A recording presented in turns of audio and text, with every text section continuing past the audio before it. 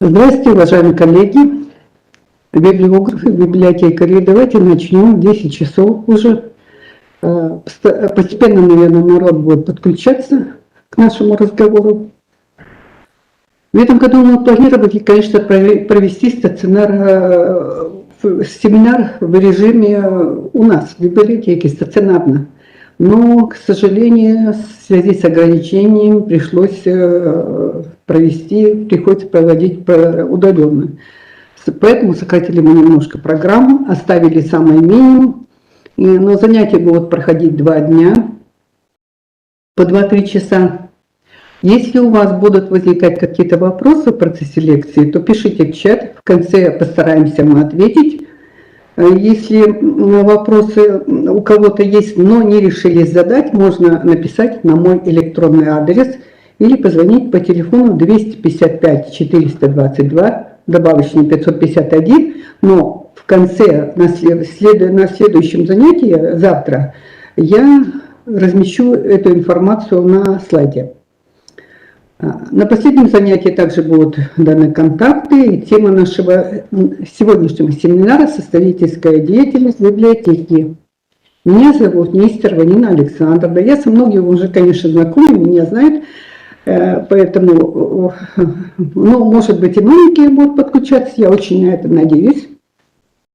И наша первая тема семинара – ГОСТ 7.0-100-2018. Библиографическая запись, библиографическое описание, общие требования и правила составления. Можно показать слайды.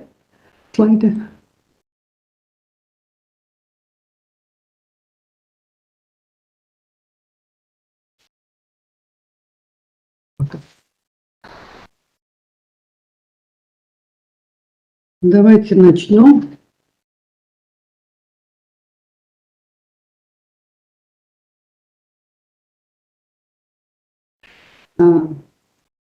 На этом слайде представлены те ГОСТы, которые действующие, которые мы пользуемся в своей работе. Первый ГОСТ мы будем подробно сегодня воспевать. Второй ГОСТ, вы знакомы с этим ГОСТом, хотя сейчас уже готов проект этого ГОСТа, так как он сейчас межгосударственный пока. Будет готов в конце декабря, до конца декабря будет обсуждаться этот проект, и он будет уже, наверное, национальным. Но, скорее всего, примут уже в 2022 году. По сокращениям ГОСТы, они действующие, поэтому мы будем и дальше использовать в своей работе. ГОСТ по библиографическому описанию стал национальным стандартом. Он уже действует с 1 июля 2019 года. Вы, конечно, уже применяете ГОСТ, но мы не встречались с вами уже с марта 2019 года. Тогда прошли у нас курсы библиографов, курсы повышения библиографов. В 2020 мы не встречались. Вы помните тоже это, что из-за этих ковидных ограничений. Вы активно занимаетесь составительской деятельностью, поэтому есть необходимость поговорить о ГОСТе в рамках составительской деятельности. Для разработки этого нового ГОСТа, конечно, было ряд причин. Прошедшие с момента введения ГОСТ 7.1/2003, это предыдущий ГОСТ, там много чего изменилось уже. Новые требования предоставления информации в машиночитаемой форме, необходимость в более развернутом виде дать описание отдельных видов документов. Вы помните, что в старом ГОСТе очень сложно было по нему описать электронные ресурсы. Сейчас это все-таки поподробнее раскрыто разработчиками в этом ГОСТе. Сразу скажу, что ГОСТ не вносит серьезных изменений в правила составления библиографической информации. Его задача состоит в приведении библиографической информации в соответствии с международным стандартным правилам библиографического описания. ГОСТ, как правило, меняется, редактируется через каждые 15 лет. И Вот сейчас один из таких моментов наступил. Но, тем не менее, даже не имея серьезных изменений, национальный стандарт оформления библиографических описаний содержит новые положения и определения, соответствующие реалиям цифровой эпохи. В новой редакции есть определение ресурса, пришедшее на смену документа. Вы все помните, мы называли каждый источник документов. Ресурс – это искусственно созданный или природный объект, являющийся источником информации в любой форме, в любой знаковой системе, на любом физическом носителе. Таким образом, библиотеки, все библиографирующие организации получают право официально вносить в свои фонды любые документы, то есть ресурсы, доступные на удаленных серверах в интернете или подписных электронных библиотеках, например, книги из электронных библиотечных систем. При этом теперь по новому ГОСТу в описании будет указана конкретная электронная библиотечная система, в которой размещена книга. Но, как я уже сказала, особое внимание разработчики ГОСТа уделили электронным ресурсам. Новый стандарт определяет электронный ресурс как ресурс в цифровой форме, для использования которого необходимы средства вычислительной техники. Основные изменения, которые внесены в ГОСТ. Элемент «Общее обозначение материала» удален. Его заменило с переносом в конец описания область вида содержания и средства доступа. Состав библиографического описания пополнился новым элементом областью идентификатора ресурса и условий доступа. Одно из основных изменений – сведение к минимуму сокращений. Например, ранее можно было сокращать такие слова, как города Москва, Санкт-Петербург, Ростов-на-Дону, Нижний Новгород. Сейчас же эти названия необходимо раскрывать. Это касается и вида издания, и сведений о лицах, принимающих участие в выпуске издания, о составителях, редакторах, переводчиках и других, и даже название издательств. Любой ресурс, основываясь на ГОСТ, можно описать разными способами. Чтобы выбрать оптимальный вариант, необходимо учитывать, где будет пользоваться данное описание, какие цели и задачи преследуются и какая информация является наиболее важной в конкретном случае. То есть необходимо определить, зачем создается библиографическое описание.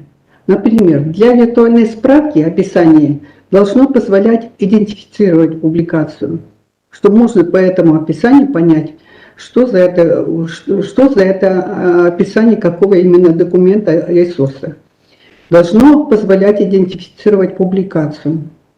Не должно содержать избыточную информацию. Как вы понимаете, из электронного каталога описание выходит полное, совсем не обязательно в виртуальной справке указывать всю информацию, которая там указана, вплоть до того, там тираж, стоимость издания.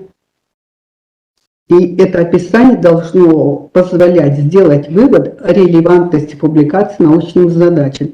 Значит, подходит или нет по описанию той теме, которая запрашивается пользователем. Ну вот это описание еще должно легко копироваться для дальнейшего использования. Допустим, они используют в курсовой работе, чтобы использовать, скопируя это описание. В составительской деятельности у каждой работы свои цели и задачи, поэтому и описание будет также отличаться. Сначала кратко остановлюсь на общих положениях ГОСТа, которые важно знать.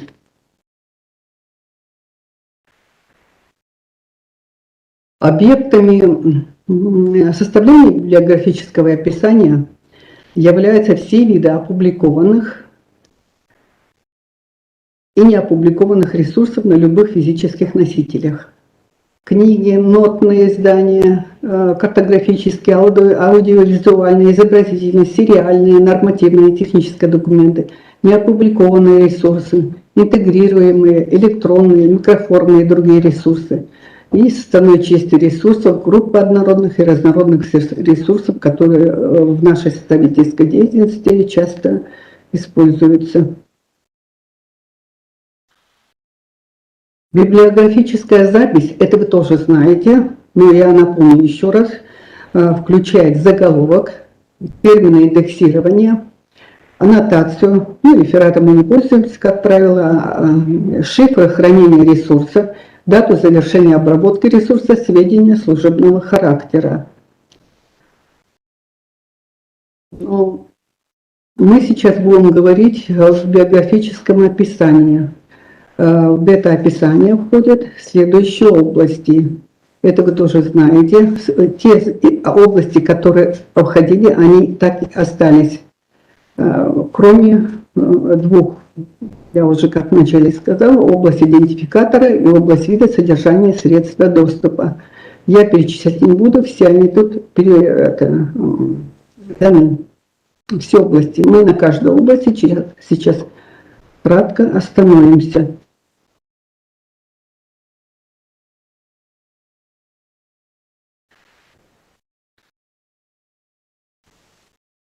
Каждая область описаний состоит из элементов, которые делятся на обязательные, условно обязательные и факультативные. В зависимости от набора элементов различает краткое библиографическое описание, которое содержит только обязательные элементы, расширенное библиографическое описание содержит обязательные, условно обязательные элементы, полное библиографическое описание содержит обязательные, условно обязательные и факультативные элементы. Обязательными элементами являются библиографические сведения, обеспечивающие идентификацию ресурса и приводимые в любом описании. Без них невозможно будет понять само описание. Условно обязательными элементами является библиографическое сведение, необходимое для идентификации ресурса в отдельных случаях. Если для этой цели недостаточно тех обязательных элементов, которые вы уже указали, и оно диктуется, это приведение условно обязательных элементов диктуется задачами конкретного информационного массива. Факультативными элементами являются сведения, обеспечивающие дополнительную библиографическую характеристику ресурса. Набор факультативных элементов определяет также библиографирующая организация, но для конкретного информационного массива он должен быть постоянный. Полный набор обязательных, условно обязательных, факультативных элементов переводят в описание для государственных библиографических указателей, библиотечных каталогов, банков и баз данных библиотек, центров государственной библиографии. Записи и описания, которые создаются для наших каталогов, также они включают полный набор обязательных элементов.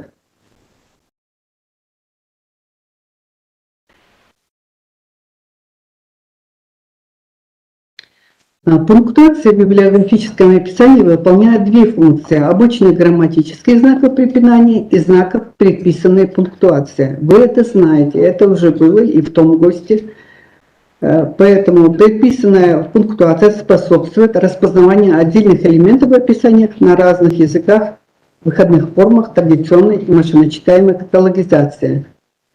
Предписанная пунктуация предшествует элементам и областям описания или заключает их, если употребление не связано с нормами, или употребление не связано с нормами языка, как вы понимаете. В качестве предписанной пунктуации выступают знаки препинания и математические знаки. Они все прописаны в ГОСТе. Каждой области описания, кроме первой, предшествует предписанный знак точка и тире, которые приводят перед первым элементом области. Для разделения областей и элементов, а также разграничения предписанной грамматической пунктуации променяет пробелы в один печатный знак до и после предписанного знака. Исключение составляют знаки точка и запятая, пробелы оставляют только после них. Вот я здесь привожу пример библиографическое описание. Пробелы тут указаны красным цветом перед двоеточием.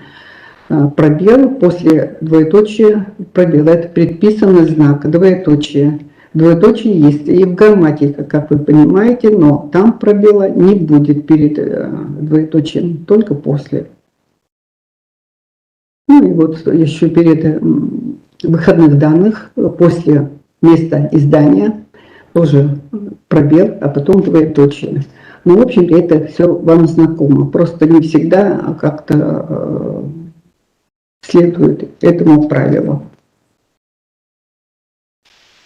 Если соседние элементы в пределах одной области должны быть приведены в квадратных скобках, то их заключают в общие квадратные скобки. Смежные элементы, относящие к разным областям, заключают в отдельные квадратные скобки. Вот это тоже надо помнить.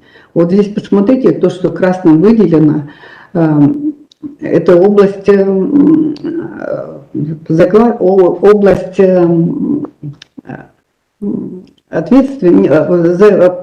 заглавие ответственности. И тут не перечислены все, которые участвовали в создании этого ресурса, и написаны другие. Но это нельзя никак в одну общую квадратную скобку заключить, потому что следующая область – это уже область издания. И, соответственно, они должны в две разные квадратные скобки быть заключены. То же самое вот ниже описание. В области ответственности выходных данных. Это тоже разные области, поэтому они заключены в разные скобки. Предписанный знак. Предписанным знаком что может быть? Это титульный лист, титульный экран, этикетка, наклейка. И в первую очередь используют, когда вы описываете ресурс, используют сведения в самом ресурсе. Затем уже источники используем, которые сопровождают ресурсы. Сведения на контейнере, сопроводительный материал, а затем источники вне ресурса. И библиографические сведения указывают в описании в той форме, в какой они представлены в предписанном источнике информации. Сведения сформулированы на основе анализа ресурса, а также заимствованы из источников ресурса во всех областях библиографического описания, кроме области примечания, приводят в квадратных скобках.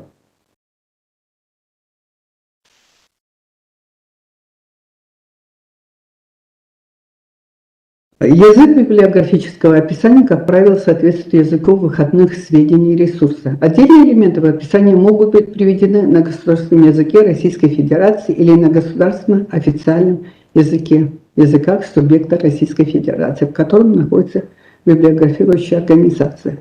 Так как в нашей республике два государственных языка, соответственно, мы имеем право, можем отдельные элементы в описании приводите на языке коми. Но это в том случае, если, конечно, в самом издании есть сведения, что-то на коми языке, что-то на русском. В данном случае вот приведен пример Тувсовзер. Это литературная памятка, это все взято с титула. И, соответственно, мы должны так и разместить. Если заглавие на каком языке, то заголовочные данные на русском языке и все остальные сведения, и кроме физической характеристики. Пучкуем лист в бок.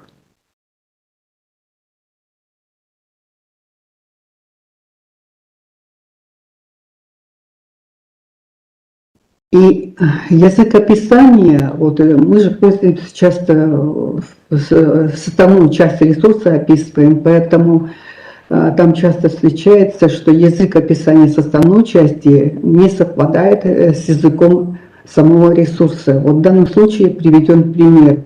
Статьи опубликованы, если статьи опубликованы в сборнике с коми-названием. Остальные сведения в ответственности даны на русском языке. Но мы все-таки решили дать физическую характеристику на коми-языке с указанием того, что текст этот русский. Если на коми-языке будут тексты, ну, есть там, я знаю, что есть там тексты на коми-языке, то в данном случае можно уже не указывать, потому что мы больше элементов приведены, особенно в идентифицирующей части, на коми-языке, особенно заглавия. Хочу еще обратить внимание ваше на то, что здесь расписано несколько статей, посвященных Савину. Авторы разные, соответственно, они расписаны должны быть вот таким образом. Сначала дается заглавие статьи, потом ответственность, через точку дается следующее заглавие статьи и автор. И вот таким образом тут даны 3 статьи, посвященных Сталину. О сокращениях. Я уже вначале говорила, что сокращение допускается применять во всех областях описания, кроме любых заглавий. Здесь допускается лишь пропуск части текста, я потом покажу вам, обозначаемого многоточием, и в области содержания и средства доступа. Там это не сокращается. Сокращение слов должны быть однозначны для понимания. Не следует сокращать слова в тех случаях, когда это может исказить или сделать неясным смысл текста описания, а также затруднить его понимание. Например, сокращение прилагательных, образованных от географических названий. Не Воркут ЦБС, а Воркутинская ЦБС. Можно не приводить в описании названия орденов, почетных воинских учебных ученых званий, термины, указывающих на правовой статус организации, данные одобрения, допуски. Вот здесь приведены как раз примеры. Первый пример. Длинное название можно сократить, оставить, допустим, сказка о тройке, история непримиренной борьбы за повышение трудовой дисциплины. То, что красным выделено, можно опустить, поставив многоточие. Но это, если это не важно, в каталоге, конечно, это недопустимо. А если у вас в составительской работе, в каком-то издании вы хотите использовать этот источник, подобный источник, то вполне можно ограничиться многоточием.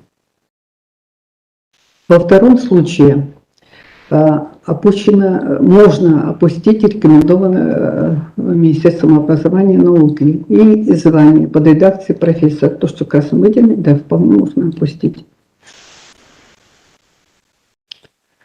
Соблюдение норм современной орфографии обязательно нужно в описаниях. Прописные буквы применяют в соответствии с правилами грамматики того языка, на котором составлено описание, независимо от того, какие буквы употреблены в источнике информации. Сохраняет прописные строчные буквы в официальных наименованиях организаций и других именах собственных. Бывает так, что очень много в интернете, допустим, написано на заглавии все с прописных букв. Тут тоже надо смотреть, не обязательно следовать тому, что они там пишут, надо просто грамотно понимать, как должно быть написано, прописная или строчная буква должна быть. С прописных букв начинает первое слово каждой области, а также первое слово любых заглавий во всех областях описания. Все остальные элементы записывают со строчной буквы.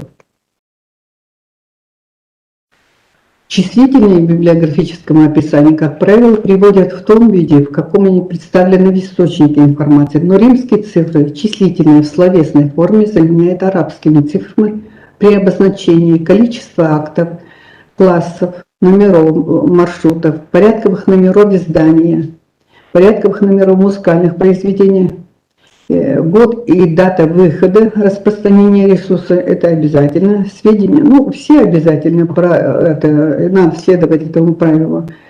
Сведения в области физической характеристики, выпуском номеров многочастного или сериального ресурса. В данном примере, вот приведен пример, то, что написано на титуле, занятия по ритмике в 3-4 классе словесными буквами, то необходимо при описании указать римскими цифрами с наращением окончания.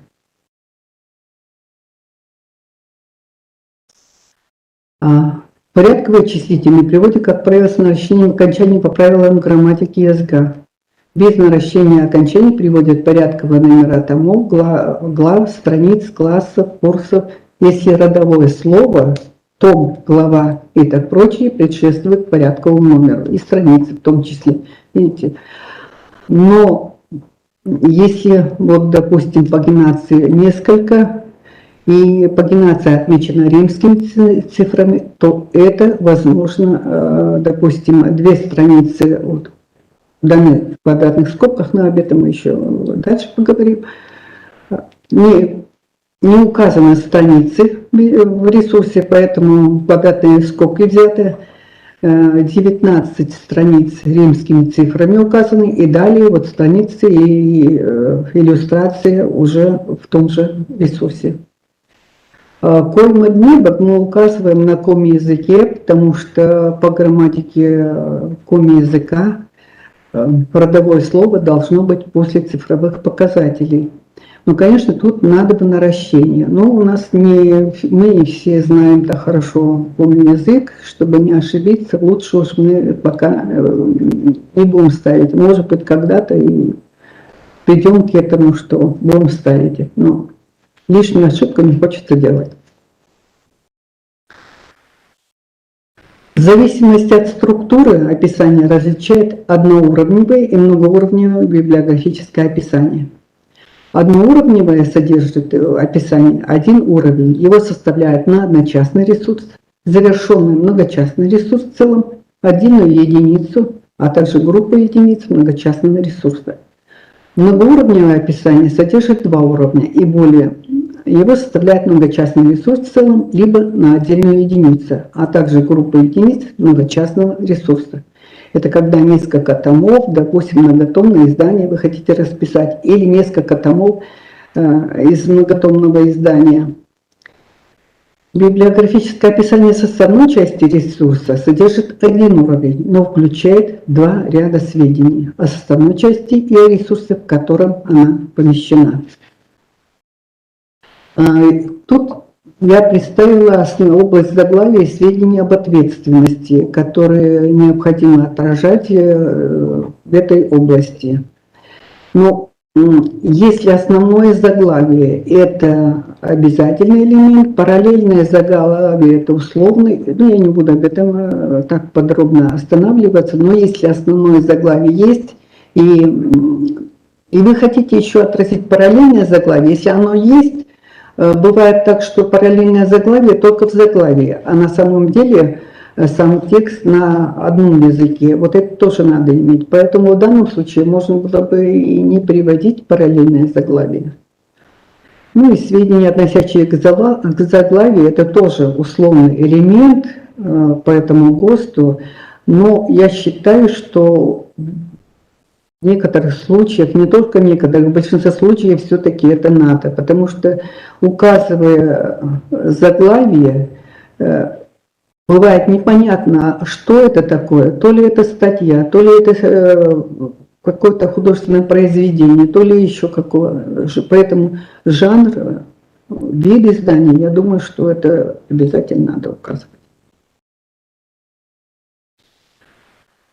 Предписанный источник для области заглавия титульный лист и все его разновидности, разворотный, распашной, а также титульный лист, состоящий более чем из 4 страниц. Если вы хотите описать печатное листовое издание, допустим, газету, там, нотное издание, картографическое, изобразительное, то тогда для предписанным источником служит первая и последняя полоса для газет, само издание для других видов листовых изданий. Ну, для остальных всех других ресурсов в порядке предпочтения сам ресурс, контейнер, документация, другие сопроводительные материалы. Если ресурс содержит только текст, но не имеет заглавия, например, плакаты, открытки, постеры, настенные диаграммы, то первую строку текста можно привести в качестве основного заглавия. Вот как в данном случае в примере. Да, весь текст этой афиши. Сведения, относящиеся к заглавию, что к ним относится, что нужно там давать. И это, конечно, тоже вам знакомо, это было в старом ГОСТе тоже. Но вот, как вы понимаете, сейчас это почему-то этот элемент отнесли к условно обязательным элементам, но, как я уже сказала, все-таки в отдельных случаях я считаю, что это обязательно. Вот сведения раскрывает, поясняет заглавие, можно указать вид, жанр, назначение произведения, его утверждение, сведения об особенных ресурсах, допустим, это официальное издание или юбилейное какое-то издание. И ниже в примере указано, вот, что какой же жанр, это этнографические очерки, красным выделено. Однородные сведения, относящиеся к заглавию, разделяют между собой теми знаками, которые имеются в источнике. Если знаков нет или они разделены точкой, ставится запятая. Часто тоже возникает вопрос, сомнения, когда описываешь источники, и вам надо придерживаться вот этого правила. Вот я показала, как, допустим, танки мира, и внизу перечень того, что там имеется. А описать можно уже вот таким образом, мы сами запятые перечисляем, хотя они на титуле, а указаны с прописных букв. Далее, сведения об ответственности. Сведения об ответственности содержат информацию о лицах и организациях, участвовавших в создании ресурсов. Первым сведениям об ответственности предшествует знак, косая черта, последующие группы сведений отделяют друг от друга точкой с запятой. Однородные сведения внутри группы отделяют друг от друга запятой. Вот ниже в данном случае вот, две организации, между ними ставится запятая, а уже перед научным руководителем ставится двоеточие. Ой, точка запятой, извините.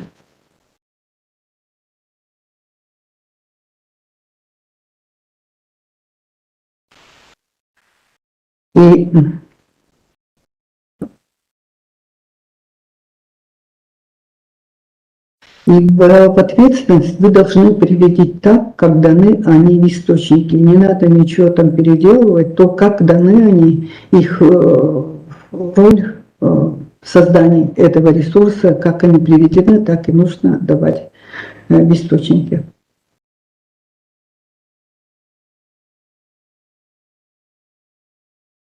В сведениях об ответственности приводятся сведения об одном авторе, в том числе том, который был представлен в заголовке библиографической записи, 2, 3 и 4 авторах.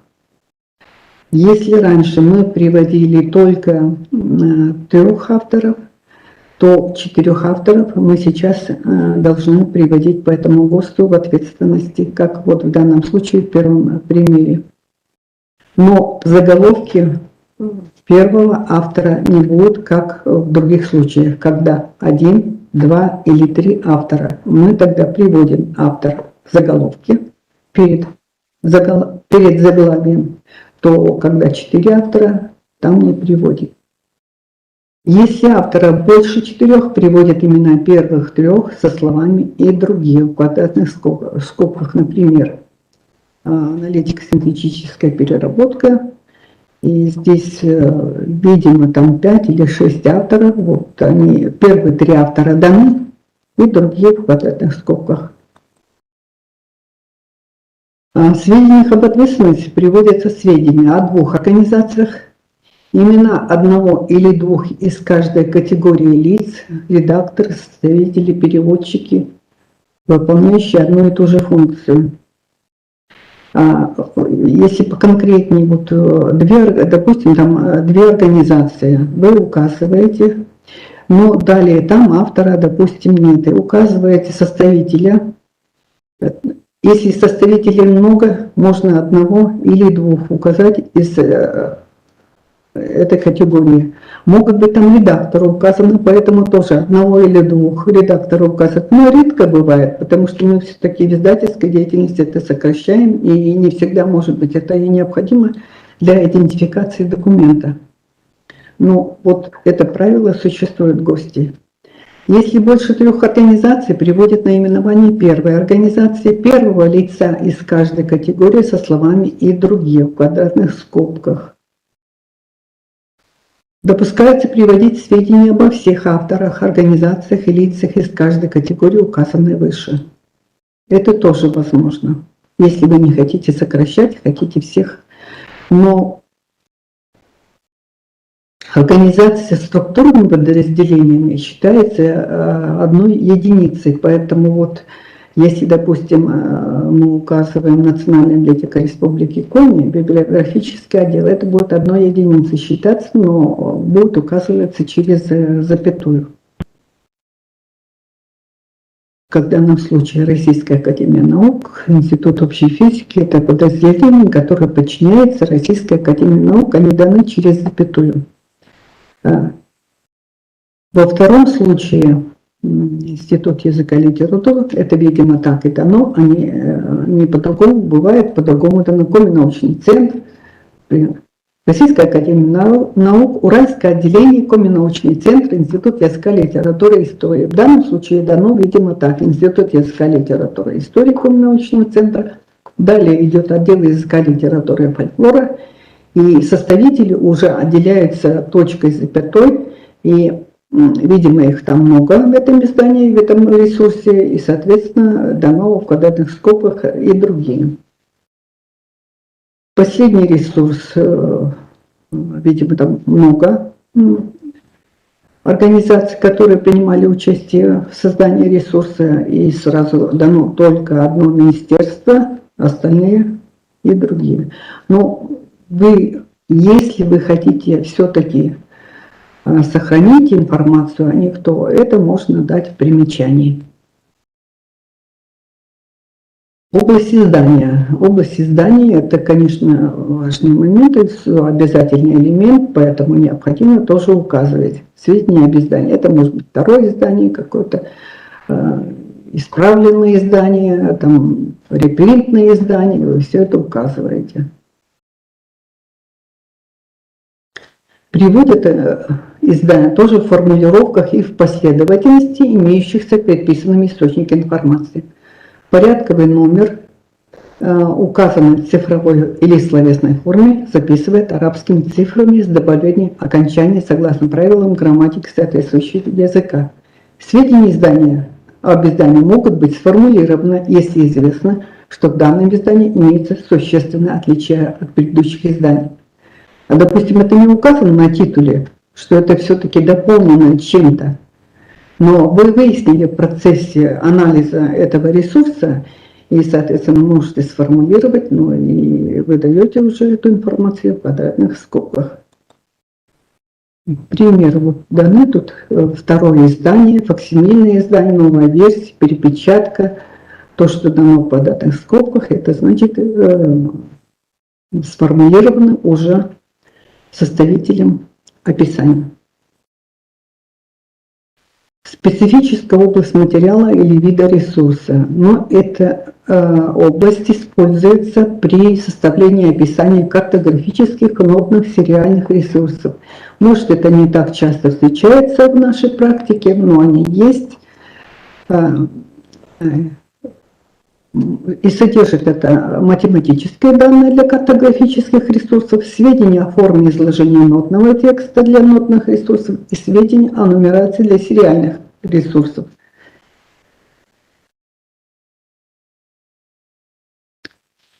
Вот тут даны примеры, когда указывается масштаб карты.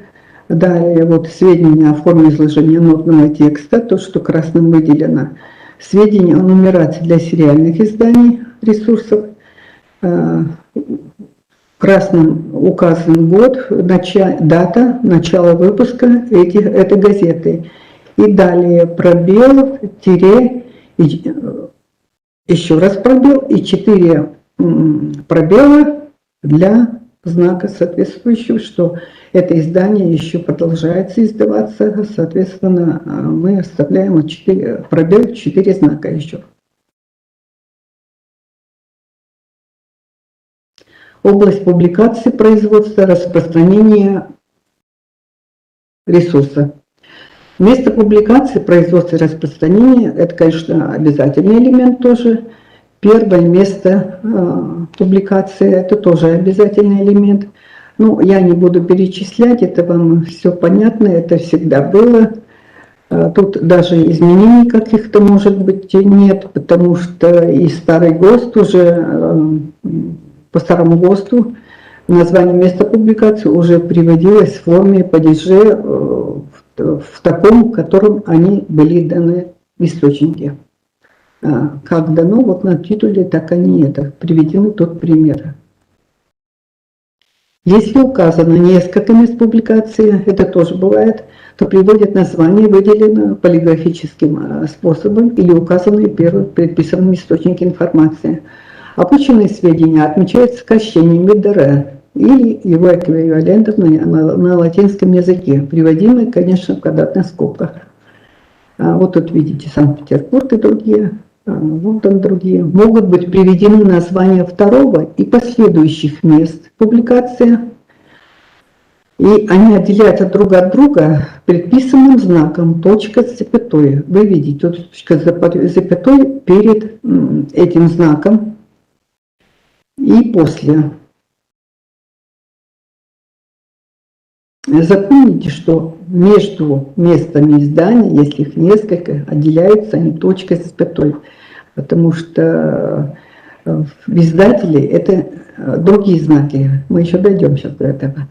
Если название места публикации производства в объекте описания не указано, то его следует установить по местонахождению издателя, производителя или распространителя. Но это вы находите не если не на титуле, то в выпускных данных ресурса. Если название места публикации производства установлено по источникам вне ресурса, то его указывают в квадратных скобках. Если же вы находите это в выпускных данных, то квадратные скобки тут не нужны. Вы даете так, как там указано. Если место публикации производства установить затруднительно, то приводят предполагаемое место в квадратных скобках со знаком вопроса, как вот в приведенном примере. Имя издателя, производителя приводят после названия места публикации, к которому она относится, предшествующим предписанным знаком двоеточия. Сведения приводят в том виде, в каком не указано в предписанном источнике информации. Сведения об издательской функции, издательстве, издатель, группа опускают при наличии тематического названия. Сведения о форме юридического лица также можно опустить. Могут быть приведены имена второго последующих издателей, если это необходимо. И при отсутствии предписанного источника информации об имени издателя приводят в квадратных скобках сокращение без издательства или его эквивалент на латинском языке. То же самое я не сказала, что если места издания нету, то тоже можно приводить без места. БМ. Вот пример того, как, допустим, источники информации на титуле указаны издательство «Экономика», слово «издательство» тут лишнее, в описании это не приводится. Если два издателя, то после места издания мы ставим двоеточие, и эти издатели перечислены через двоеточие. Если мы перечисляем несколько мест издания, там ставится, как я уже сказала, точка с запятой, то в этом случае ставится уже двоеточие между издателями. Дата публикации. В качестве даты приводят год публикации ресурса, являющегося объектом описания. Дата указывает арабскими цифрами, ей предшествует знак запятая. Если дата издания неизвестна и ее не удалось установить, то приводят дату изготовления, распространения, указанную в знаке охраны авторского права, или дату цензурного разрешения с соответствующими пояснениями. Например, без места, без издателя, печать 2018 года, и указывается в круглых скобках, где это отпечатано. Смоленск, Смоленская городская типография.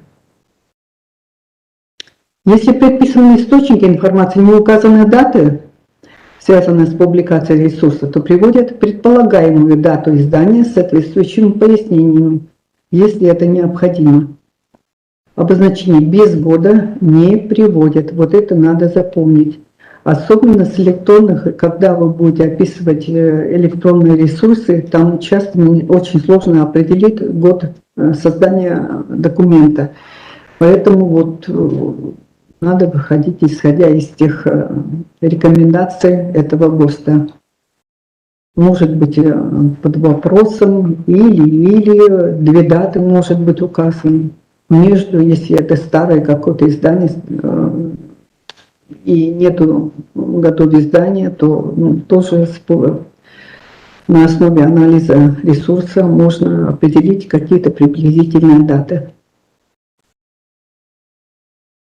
Неопубликованные ресурсы – это, как правило, рукописи, неизданные, неопубликованные видеоматериалы и фильмы, фотоснимки, необработанные звукозаписи, неопубликованные коллекции или фонды, и сведения о месте публикации производства не приводят, сокращение без места также не приводит.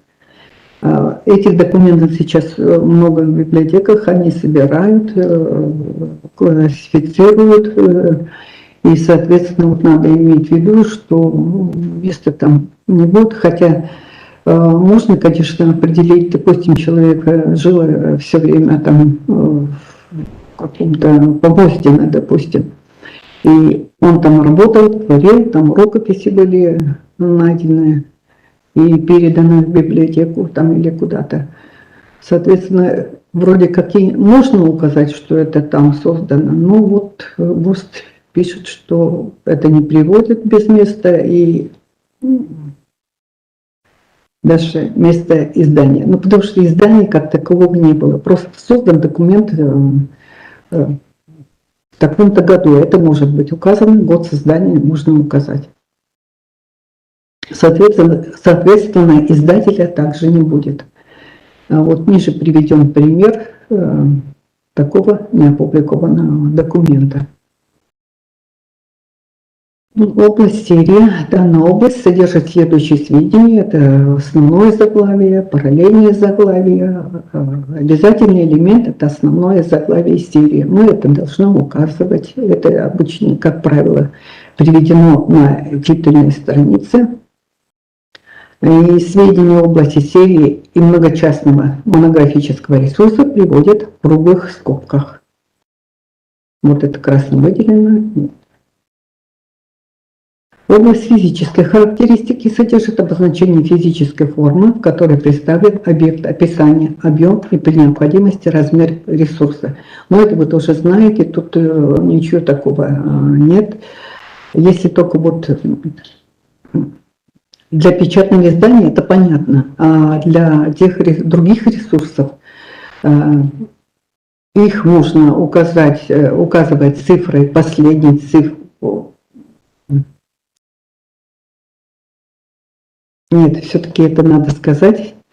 Если, допустим, в книжном издании пронумеровано, понятно, вы последнюю страницу берете, но бывает так, что последняя страница не пронумерована, поэтому их просчитывает и записывает арабскими цифрами в квадратных скобках в конце пагинации через запятую. Выходит, что вот будет указано то количество, которое указано, и через запятую еще в квадратных скобках количество страниц не просчитано, просчитанных вами, но не указанных в самом ресурсе. Вот как здесь.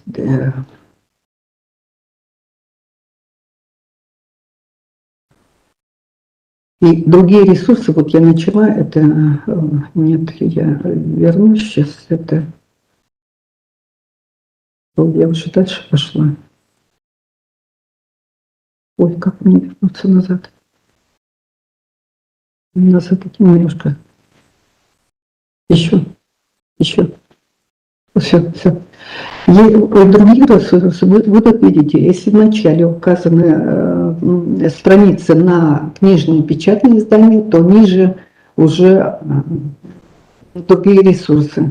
Вы сами видите, там одна цифра, вот цифра 1 стоит, и дальше указано, что это такое. Если это видеокассета, там DVD-ROM, там, ну, это может быть и несколько. Если это с одной темой микрофиши, один электронный диск, 3 грамм пластинки. Далее, область примечания содержит дополнительную информацию о ресурсе. Сколько у меня времени? Я уже, наверное... 10:50 сейчас. 10:50 уже? Я уже перебрала. Ну, надо закончить, и так это быстро постараюсь уже. Область примечаний содержит дополнительную информацию о ресурсе. Она может быть и не приведена, но все-таки есть какие-то элементы, которые необходимо в данной области указывать. И они приводятся в определенной последовательности, следуя областям, элементам описания. И сначала приводятся к элементам описания, а не ко всему изданию, к областям описания и только в самом конце к области издания в целом. Ну, может и не быть, конечно, столько примечаний, но 1-2 примечания всегда у нас, как правило, бывает. Вот здесь примеры приведены. Примечания для электронных локальных ресурсов обязательными являются, хотя они примечания, но это обязательно заглавие с титульного экрана. Откуда берется заглавие? Тут может быть и другое, не обязательно с титульного экрана. Может быть, титульного экрана и не быть. Является условно обязательно о системных требованиях. Это для локальных ресурсов. Для ресурсов сетевого распространения обязательно является примечание об электронном адресе ресурса. Это обязательно необходимо указывать еще дату обращения. Условно обязательным это можно не указывать, режим доступа по подписке и для авторизованных пользователей. Но это, конечно, тоже надо в каждом конкретном случае это понимать и знать, когда это нужно, когда это не надо. Идентификатор ресурса мы особо так не используем пока, поэтому, ну что, обязательный элемент – это номера, стандартные номера книги, международно стандартный номер сериального издания, музыкального произведения. Мы, к сожалению, это не приводим, но пока вроде как это и никто с нас не требует. Я смотрю, и в гости тоже не приводятся эти примеры, но где-то приводится, где-то не приводится. Поэтому в составительской деятельности, тем более, я думаю, что это не надо, но комментариев пока нет специалистов, разработчиков этого ГОСТа, поэтому вот я так только на свое усмотрение, что можно пока в составительской не использовать. Но если вы готовите список, это такое бывает тоже к дипломной работе, к научной, как к диссертационной, то там, конечно, вот такие ИСБН указывать надо для идентификации документа. Вид содержания, как вы помните, это новый у нас новая область и содержит вот эти термины. Они перешли из общего обозначения материала со старого ГОСТа. Но тут добавилось кое-что, я не буду тут перечислять. Немножко скажу о многоуровневом описании. Это вы тоже понимаете, что это состоит из 2 уровней. Общая часть и спецификация. Вот в данном случае на первом месте приводится общее. Для 2 остальных документов и уже спецификация указывается 1-й том. Чем отличается 1-й том от 2-го и топ общей части. Вы видите там страницы. Если в общей части не указаны страницы, то в спецификации они уже указаны. И спецификация может быть дана в подбор, но это очень некрасиво выглядит, не очень понятно, поэтому я вам не советую этим пользоваться, хотя ГОСТ это разрешает. И можно, вот в данном случае тоже 2-томник, года указаны разные, соответственно, 1-й и 2-й том, конкретизация 1-го и 2-го тома дана, года разные издания. Если это продолжающееся издание, с 90-го года издается, но до сих пор издается, соответственно, мы оставляем пробелы в 4 знака.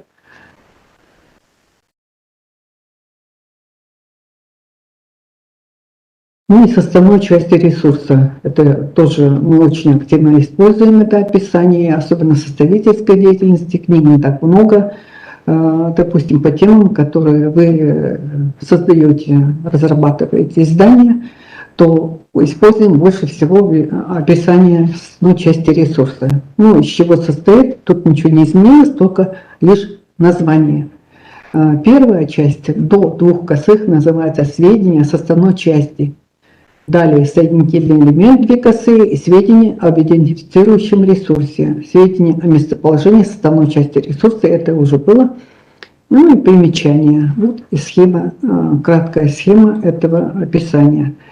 Заголовок использовать или нет, библиографирующая организация принимает сама. Но если вы решите, допустим, составной части не использовать заголовок, это не очень как-то будет выглядеть не очень понятно для идентификации статьи. Поэтому я все-таки рекомендую, вот на примере, вот это дано первое описание без заголовка вот, составной части.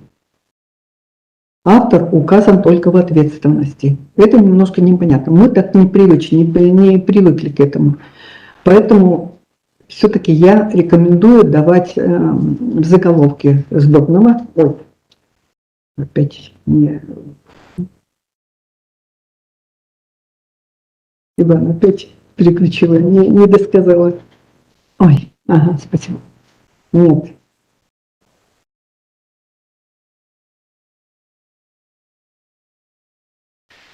И я рекомендую, вот как во втором случае дано, но в ответственности я тогда предлагаю в составной части не давать автора.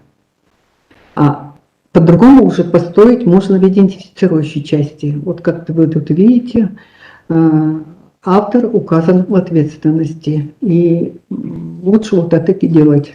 Потому что если вы автора укажете в заголовке идентифицирующей части, то очень длинное будет описание. Но хотя это допускается ГОСТом тоже. Но вы сами понимаете, что это описание будет очень длинное.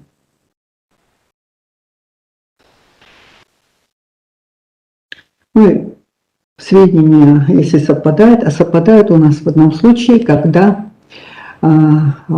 заголовок, автор совпадает, только один, вернее.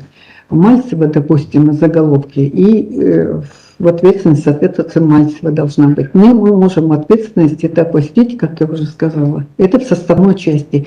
И хочу сразу сказать, если вы описываете книгу или какое-то такое монографическое издание, то это не допускается. Там обязательно мы должны заголовок автора из заголовка дать ответственность. Это, я думаю, вы понимаете. Сведения об идентифицирующем, ну я уже почти тут все сказала, что слова и словосочетания в заглавии не сокращают. Приведение первых сведений об ответственности обязательно, так как мы не приводим заголовок. Сведения об издании тоже обязательны, потому что вы можете, допустим, несколько изданий вы берете составную часть из ресурса 4-го издания, поэтому это обязательно нужно указывать, страницы не будут совпадать, пользователь не найдет никогда эту информацию. Вот как тут дано на примере. Место и год публикации мы указываем, в сборниках, когда тоже помните, издательство не указываем при описании составной части ресурса.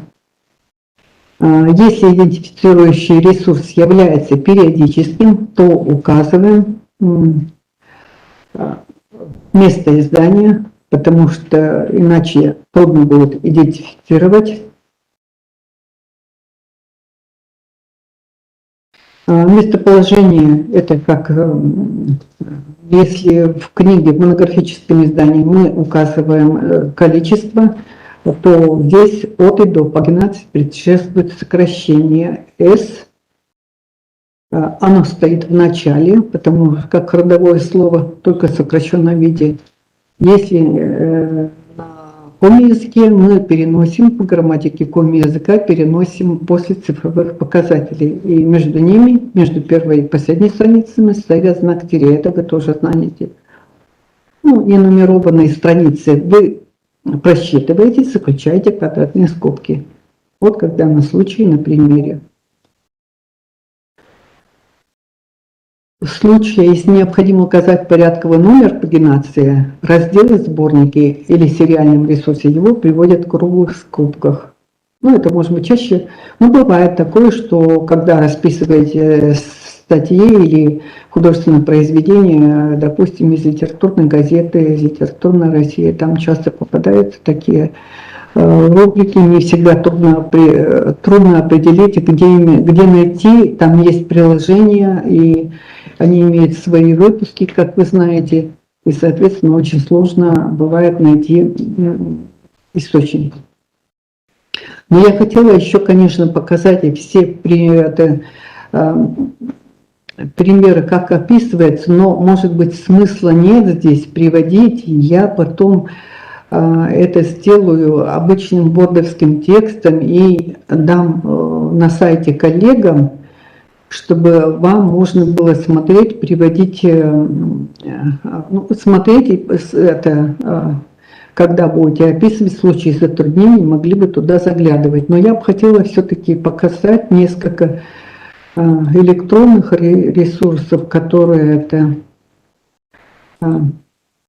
составная часть электронного ресурса. Допустим, вы хотите статью какую-то расписать, включить из сайта. И вот я привела пример статьи, которая опубликована на сайте Коми Республиканского колледжа культуры. Вот таким образом дается. Но тут, понимаете, гости тоже даны несколько по-разному. Якобы вроде как они... Одна статья из сайта, но даются как-то по-разному. Вот, ну, я ничего не могу тут сказать, все-таки разработчикам виднее, но все-таки хотелось бы, конечно, комментарии разработчиков услышать, но пока этих комментариев нету, соответственно, будем делать так, как мы поняли этот ГОСТ. Вот я рекомендую, потому что надо указать именно сейчас в составной части, указать хотя бы год публикации, год этой публикации. Ну, соответственно, обязательно адрес и дату обращения. И еще вот, ну, это то же самое практически, только тут указывается еще раздел. Может измениться электронный адрес. Это очень часто бывает, поэтому можно указать еще раздел сайта, по которому можно найти этот источник. И сейчас очень много информации ВКонтакте размещается. РНБ дает пример вот таким образом, как можно пост на личной странице расписать название статьи. Хотя это статья Артура Артега, можно было еще в автора ее заключить, указать как автора, текст электронный. Ну вот, в данном случае я бы указала тоже 21 год в составной части. Ну, РНБ дает вот таким образом, поэтому я привожу их пример тоже по аналогии. И еще хотела показать Консультант Плюс. Вот очень много. Вы тоже имеете все Консультант Плюс. И, соответственно, вы, я думаю, тоже даете источники оттуда, или в списках литературы, виртуальные справки. То вот я рекомендую вот таким образом. Тоже это в примерах в ГОСТе этого нет. Но мы так коллективно обсуждали и решили, что все-таки, может быть, это более правильно. Мы даем сначала, если, допустим, там книгу находите, хотите включить свой список, мы указываем режим доступа «Консультант Плюс», справочно-правовая система, локальная версия, текст электронный. Почему локальная версия? Потому что это доступно только в библиотеке. Если в интернете уже этой книги может быть не быть. Статья, если из журнала, с указанием количества страниц, номера, режим доступа, тоже локальная версия. Но если это нормативный документ, который нигде не опубликован, то даем вот просто так, ну уже как составную часть именно ресурса «Консультант Плюс». Правильно это или нет, рассудит время. И, может быть, комментарии какие-то разработчиков прояснят эту ситуацию. Если с удаленного режима, с удаленного доступа хотите какой-то документ включить в свой список, то вот таким образом нужно дать сам закон или сам нормативный документ, текст электронный, консультант плюс, справочно-правовая система, электронный адрес и дату обращения. Тут проще, я считаю. А вот с локальной версией это сложнее. Спасибо, я думаю, на этом закончу. Это будет размещено все примеры будут коллегам на сайте. Че? Да?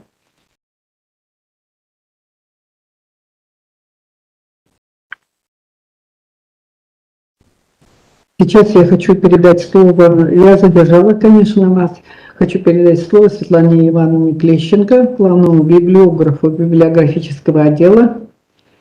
У нее тема «Общая методика создания библиографических пособий». Здравствуйте, уважаемые коллеги! Рада приветствовать всех вас на нашем семинаре, и мы продолжаем дальше. Я перехожу на презентацию.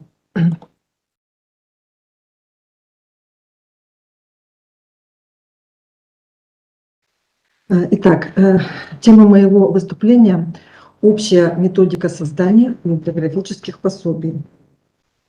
Одним из направлений библиографической работы в библиотеках является процесс библиографирования, в результате которого создаются печатные и электронные каталоги, а также библиографические пособия в виде указателей, списков литературы, обзоров.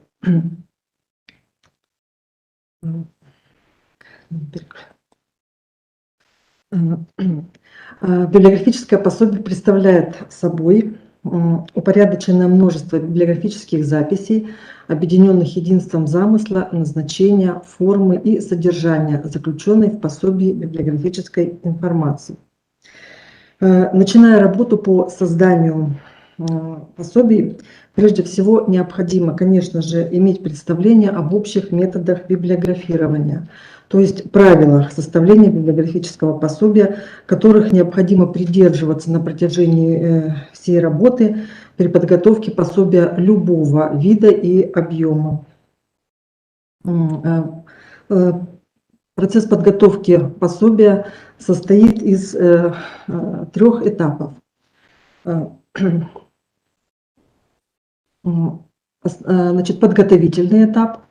Далее следует основной этап, который подразделяется на аналитические и синтетические подэтапы, и заключительный этап. Мы с вами постепенно, поэтапно рассмотрим основные виды работ и подготовки пособий. Итак, значит, подготовительный этап создания библиографических пособий складывается из следующих работ. Выбор и изучение темы пособия, разработка плана проспекта пособия, выявление литературы по теме пособия. Определяя тему будущего пособия, конечно же, следует исходить из того, что, то есть учитывать критерии выбора. Тема должна быть актуальной, общественно значимой, соответствовать реальным и потенциальным информационным потребностям широкого круга лиц. Выбранная тема требует обязательного изучения. И, конечно же, составители прежде всего должны сами досконально разобраться в теме, изучить проблемы. Они должны ознакомиться с работами, например, ведущих специалистов в данной теме, должны просмотреть материалы научных конференций по данной тематике, конечно, заглянуть в современную учебную литературу. Особое внимание должны обратить на терминологию, которая применяется в данной области, для того, чтобы, конечно же, ориентироваться правильно терминами и хорошо под рукой всегда иметь словарь или справочное пособие с данной тематики. Конечно же, выбирая тему, нужно учитывать ее также библиографическую обеспеченность. То есть важно знать, что уже издавалось по данной тематике, а также что предполагается, что готовится, что планируется издаваться библиотеками, другими библиотеками. Так, после того, как вы определились с темой, вы начинаете работать над планом. План, проспект пособия составлять. То есть это будет основной, конечно же, документ, который будет регламентировать всю вашу дальнейшую работу от начала и до конца. Так, и поэтому он должен, то есть вы должны заранее, конечно же, все прописать, да, что вы предполагаете сделать. В плане проспекте вы должны раскрыть общественную значимость темы, ее актуальность, должны прописать, почему возникла данная идея, да, что вас подтолкнуло к этой идее, почему вы захотели именно эту тему взять. Дальше. В плане проспекте прописывается целевое и читательское назначение. От того, как определено целевое назначение, будет складываться вся дальнейшая работа. То есть целевой адрес должен быть прописан точно и конкретно. Из целевого назначения зачастую уже вытекает и читательское. Соответственно, если издание указатель в помощь научной работе, то оно будет предназначаться уже научным исследователям. Если помощь производству, предпринимательству, то уже специалистам-практикам. Так. Далее, в плане проспекте вы прописываете принципы отбора литературы. Так, то есть отбор, конечно же, будет зависеть от темы пособия, да, тематические границы. Вы оговариваете хронологические границы. Это не хронология событий, которая отражается в самих документах, которые вы будете включать, а это период выхода самих изданий. Установление учетного периода имеет большее значение для ретроспективных указателей. Точкой отчета здесь могут быть период, когда зародилась эта тема, да, чтобы сначала осветить, либо период белых пятен, когда было мало материалов по этой тематике, вы хотите ее осветить, либо ранее изданные издания по этой теме, и вы хотите уже дальше продолжить. Второй выпуск издать, например. Но при создании рекомендательных указателей, конечно же, нет таких жестких ограничений. То есть, и тут, естественно, вы рекомендуете литературу более новую, последних лет издания. Так. Дальше вы определяете территориальные границы. То есть будете ли вы включать только издания центральных российских издательств, либо еще будете дополнять и местными изданиями. Устанавливаются и языковые границы. То есть на каком языке будет присутствовать литература. Либо на русском, либо на языках добавочно народов, населяющих определенную территорию, либо еще на иностранных языках. Так. Дальше. В плане проспекте прописываются виды изданий, которые вы будете включать. Да, либо это будут только традиционные издания, книжные, периодические издания, газеты, журналы, статьи из газет и журналов. Либо это еще будут дополнительно какие-то, например, звукозаписи, да, издания на носителях аудио, видеоматериалы, удаленные ресурсы, диски. Также прописывается структура библиографической записи. То есть будет ли она состоять только из библиографического описания, да, либо будет, соответственно, сопровождаться аннотациями, какими аннотациями, будут ли отражены рецензии на включенные документы. В плане проспекте также нужно определить способы группировки включаемых материалов. И также хорошо бы и дать уже перечень основных разделов, подразделов, рубрик, подрубрик, если будет более такая структура. То есть уже можно для себя прописать и определить что будет входить в состав справочного аппарата. Также вы планируете объем, этапы составления пособия, да? Можете, значит, сориентироваться, кого вы будете привлекать для помощи, какие организации, каких специалистов для консультации. И обязательно в плане проспекте вы прописываете все методические решения, которые применяете на протяжении всей работы над пособием. Потому что в процессе работа не за один день происходит, а длительное время растягивается. Вначале вы, допустим, решили что-то так, а в дальнейшем вы что-то передумали, то есть поменяли что-то, да, и, соответственно, вы все это обязательно прописываете, чтобы сами потом уже и не забыли какие-то мелочи, какие-то детали, все нужно прописывать. Так, далее идем, значит, когда мы определились с темой, план проспект мы составили, начинаем работу по выявлению литературы. То есть где мы будем искать нашу литературу, да? То есть мы определяем круг источников, основные ресурсы, к которым мы будем обращаться при поиске материалов. Ну, конечно, все вы знаете, да, наши основные ресурсы – это электронные каталоги ваших библиотек, электронный каталог Национальной библиотеки Республики Коми, сводный электронный каталог библиотек Республики Коми. Обязательно нужно просматривать все базы поиска, да, то есть чтобы вы включались и книжные базы, и базы статей, электронные ресурсы. Можете просматривать электронные каталоги российских библиотек. Также можете обратиться и к сводному краеведческому каталогу Национальной библиотеки, печатному, который находится в отделе краеведческой литературы, с ним поработать.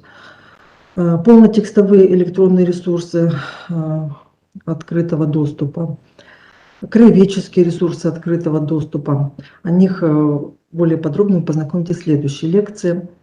Это Национальная электронная библиотека Республики Коми с оцифрованными документами. Также вы можете пользоваться, конечно же, и печатными источниками. Это библиографические указатели Книжной палаты Республики Коми, ежегодники литература Республики Коми, летопись печати Республики Коми. Все эти издания вы знаете, вы знакомы с ними. Хочу напомнить, что эти издания хранятся в фонде Национальной библиотеки в печатном варианте с 1958 года. Литература Республики Коми по 2012 год, а летопись печати по 2016. И кроме того, эти же издания доступны в оцифрованном виде в коллекции Национальная электронная библиотека за последние годы, ну вот с 2003 по 2012 и с 2005 по 2015. Ну, то есть для зарегистрированных пользователей в коллекции НЭБ вы можете свободно просматривать с любой точки доступа. Так, новые периодические издания, газеты, журналы, конечно, которые еще не расписаны, которые еще нет в электронных каталогах, вы, соответственно, будете пролистывать методом сплошного просмотра и оттуда уже выбирать необходимые статьи по вашей тематике. По ходу работы обязательно составители должны вести картотеку просмотренных источников. То есть все, что вы просмотрели, вы обязательно туда включаете. То есть по завершении работы данная картотека ляжет в основу списка просмотренных источников, который надо будет прилагать в конце пособия.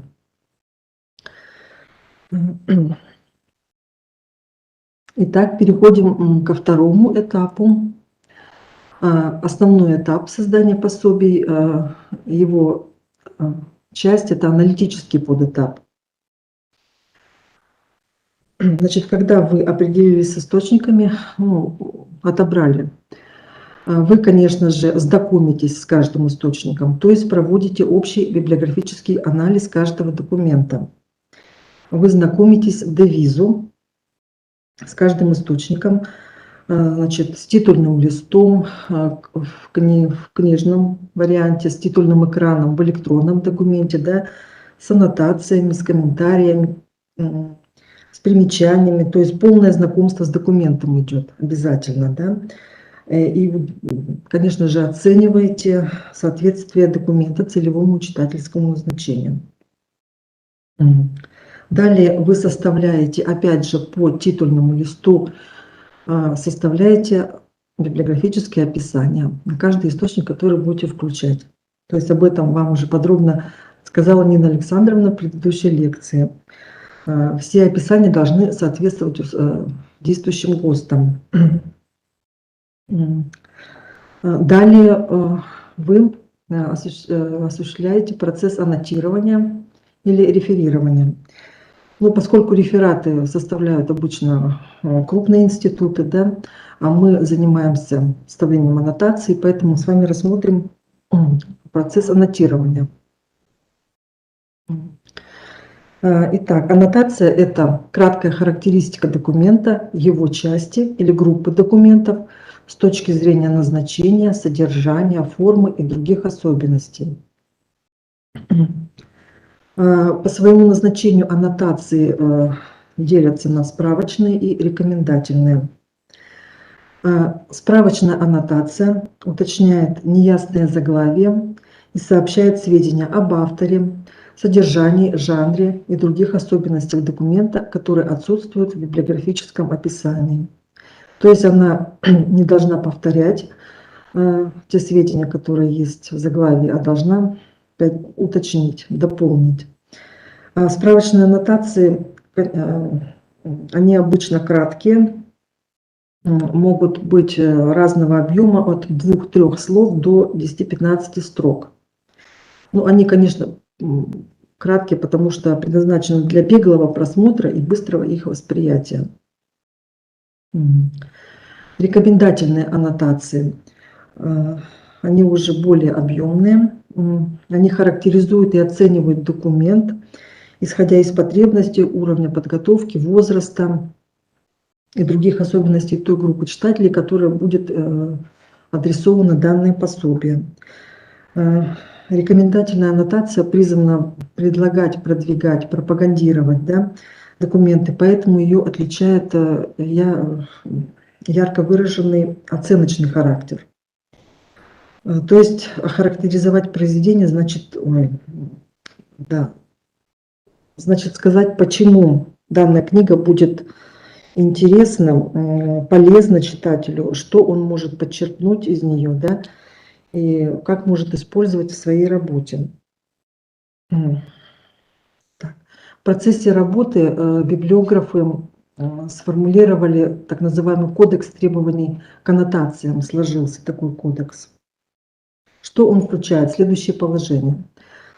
Аннотация должна быть лаконичной, но в то же время достаточно конкретной, со ссылками на факты, имена, даты и вполне понятные без перечитывания. Необходимо избегать лишних слов, повторов, сложных предложений, сложных синтаксических оборотов, неудачных выражений.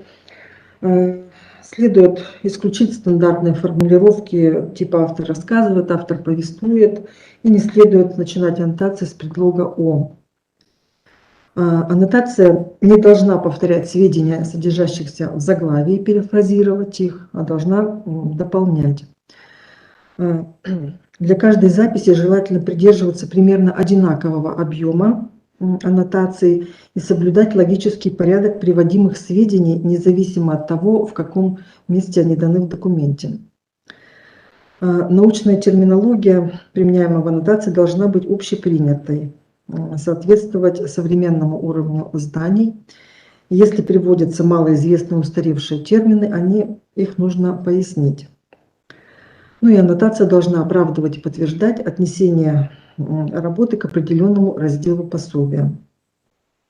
В наших изданиях профессиональных справочнике библиографа и в методических рекомендациях, которые готовила библиотека национальная, составление краеведческих, научно-вспомогательных и рекомендательных пособий, Есть специальное приложение в табличном виде, и там специально подготовленные перечни маркеров, которые облегчают выделить основные аспекты аннотации и, в общем, правильно сформулировать аннотацию.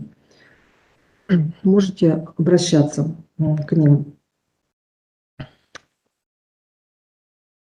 Таким образом, результаты рассмотренных выше операций в итоге объединяет библиографическая запись. Форма существования библиографической информации, основной элемент библиографического пособия, включающий заголовок и библиографическое описание документа. Создание библиографической записи означает переход к следующему подэтапу, к синтетическому подэтапу. На этом подэтапе осуществляется отбор выявленных документов более тщательный и дальнейшая группировка библиографических записей. Отбор документов – важнейший процесс, то есть который предполагает ограничение массива записей в соответствии с намеченными критериями.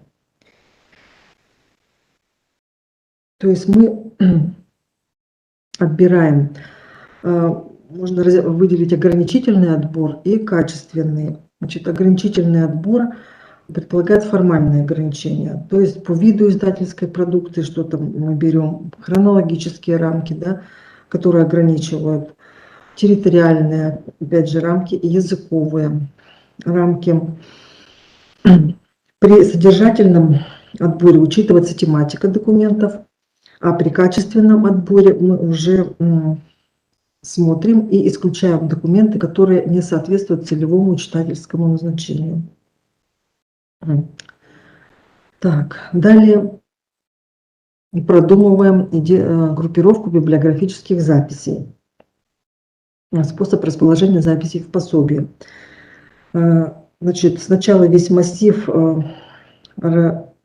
делим по избранному признаку, определяем разделы, подразделы, рубрики, подрубрики и выбор способа расположения в каждой рубрике.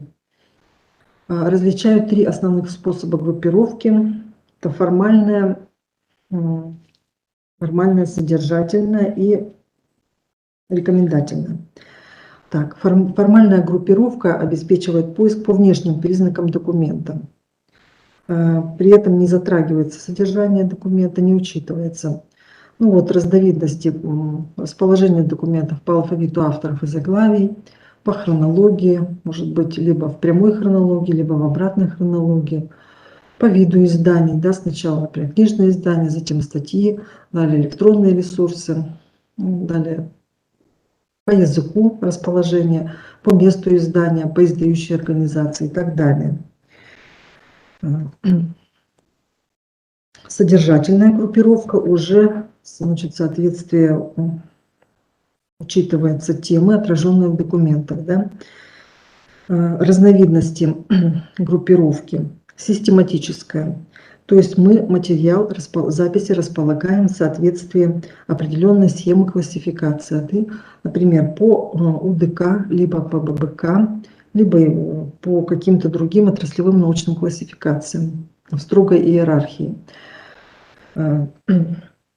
Следующий вид – это тематическая группировка. Ей присуща большая подвижность, менее жесткая внутренняя структура. То есть мы можем дать, допустим, темы, там, более общие, потом подразделы. Можем менять их, переставлять. Следующий вид – это предметная группировка. Записи – это, значит, по примеру, создания алфавитно-предметных указателей каталога. То есть, в общем, записи собираются под предметными рубриками, а сами рубрики располагаются в алфавите, их наименований. Это позволяет быстро найти материалы по конкретным узким темам. Но здесь нужно будет использовать ссылки. Эта группировка рекомендуется в указателях научных ретроспективного характера. Так, ну, рекомендательная группировка, она уже ориентирована на оказание консультативной помощи читателю и предполагает расположение материалов от общего к частному, либо от простых вопросов к более сложным.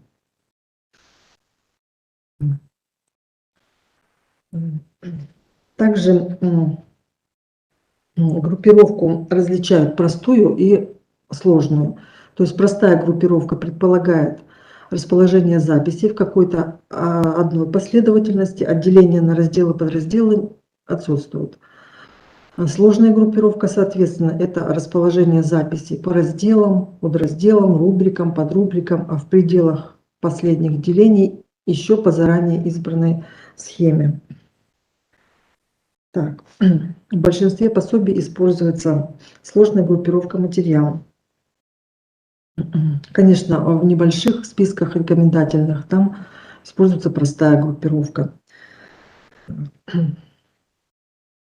Итак, мы рассмотрели два этапа подготовки пособий. И после того, как все у нас собрано, сгруппировано, мы представляем нумерацию и переходим к заключительному этапу создания пособий, на котором осуществляется подготовка справочного аппарата, редактирование пособия, оформление пособия. Так.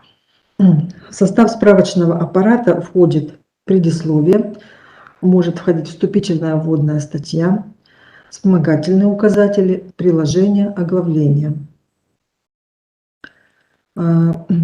Предисловием должно открываться любое, даже если вы готовите небольшое пособие, обязательно включать предисловие.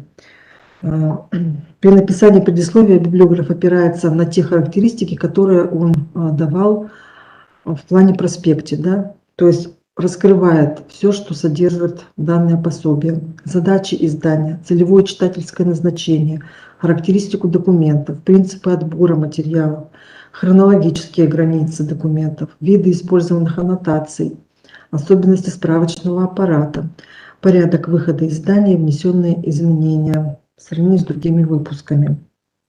Все это обязательно прописывать в предисловии. К более крупным указателям готовится вступительная вводная статья, которая представляет из себя развернутый обзор документов по теме, при необходимости обобщения, выводы на основе отраженных в пособии документов. Для написания статьи чаще всего привлекаются, конечно же, специалисты, консультанты, да, которые более тщательно и подробно раскроют тему. В состав справочного аппарата входят также вспомогательные указатели, которые представляют из себя упорядоченные перечни информационных объектов, которые мы выбираем. Это могут быть имена, предметы, географические названия с отсылками к соответствующим записям. О вспомогательных указателях мы с вами поговорим завтра. У нас будет отдельная лекция по видам и методике их создания. Также в справочный аппарат входит приложения, которые включают списки просмотренных источников, списки сокращений, дополнения. Так, вот, к примеру, часть справочного аппарата пособия. Как вы видите, здесь представлен именной указатель, который открывается информацией о том, что он содержит, принятыми сокращениями. И, объекты, в данном случае это имена с отсылками к записям в пособии. Здесь же представлен список основных просмотренных источников. Список основных источников создается на основе картотеки просмотренных источников, которую вы ввели на протяжении вашей работы. И список должен отражать все источники, не только которые вы использовали, но вообще все, что вы просмотрели. И обязательно в списке вы даете подробное название, подробное описание каждого источника. Вот как вы здесь видите, да, электронный каталог Национальной библиотеки Республики Коми, сводный каталог краеведческой литературы, библиографические указатели, описания, указателей обязательно с указанием хронологического периода, за который вы просмотрели. И также, если вы берете, указываете периодические издания газеты и журнала, тоже обязательно указывайте годы, за которые вы их просмотрели. Так, списки условных сокращений. Условные сокращения обычно всегда есть, и вы должны тоже их дать.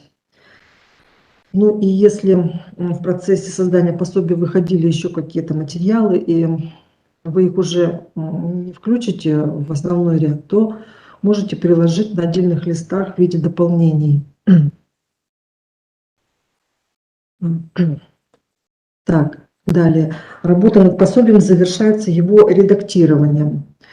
3 вида редактирования можно выделить: научно-библиографическое, литературное и технико-библиографическое. Научно-библиографическое редактирование определяет полноту раскрытия темы, логичность и обоснованность систематизации материала, взаимосвязь и последовательность разделов, текста аннотаций. Этот вид редактирования осуществляется на протяжении всей работы над пособием. Редактор проверяет тексты аннотаций, принимает решение о подготовке вспомогательных указателей. Научные консультанты привлекаются, специалисты, преподаватели для подготовки вступительной статьи. То есть на протяжении всего периода создания пособий. Следующие виды редактирования: литературное и технико-библиографическое, уже после готового текста пособия.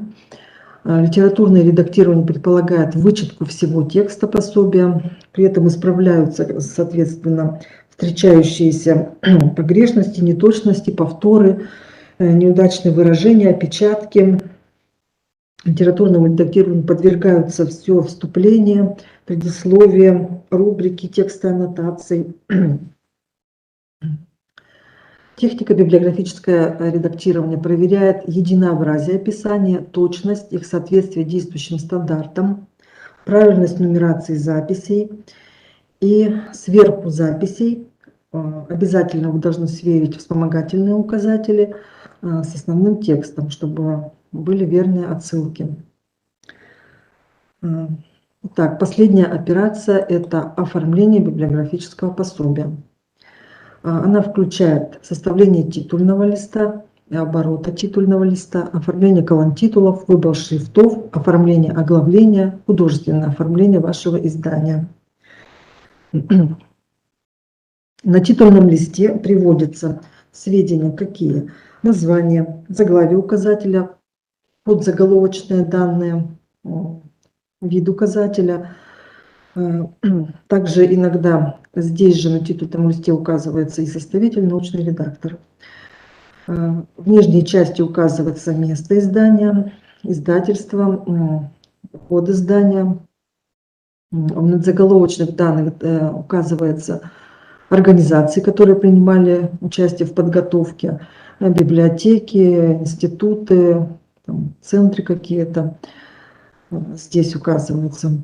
Также на титульном листе, если это серийное издание, указывается серия, выпуск серии, с какого года издается. На обороте титульного листа перечисляются лица, которые участвовали в создании пособия. Да? Перед фамилией указывается то, что человек проделал, какую работу, да, либо это составитель, либо это автор вступительной статьи, либо это редактор, либо это художник, фотограф, ну и так далее. Далее приводится информация об использованных материалах, фотоматериалах, архивных документах, если куда-то обращались. Далее приводится полное библиографическое описание к пособию. И в верхнем левом углу проставляется классификационный индекс и авторский знак в соответствии с таблицами УДК, ББК. Для набора различных частей пособия, предисловия, оглавлений, разделов, подразделов применяются различные шрифты. То есть, соответственно, разделы, подразделы выделяются более жирным шрифтом. Аннотации могут быть написаны меньшим шрифтом или, например, курсивом выделяться. Также существенное значение имеет правильное оформление оглавления, где нужно обязательно выделить четко, да, главы основные, подразделы, подрубрики, если есть, чтобы была видна соподчиненность, внутренняя структура. Ну и художественное оформление ваших изданий, конечно же, можно использовать иллюстративные материалы, обложек изданий, титульных листов, либо это фотографии деятелей искусства, литературы, писателей на персональных указателях, либо это, значит, фотографии населенных пунктов ваших. И серийные издания, которые выходят в серии, лучше оформлять единообразно, вот в едином стиле, чтобы видно было сразу, что издание одной серии. Ну, уважаемые коллеги, на этом я заканчиваю свое выступление. Мы с вами рассмотрели путь подготовки пособия, значит, с момента идеи возникновения темы и до выпуска издания в печатном варианте.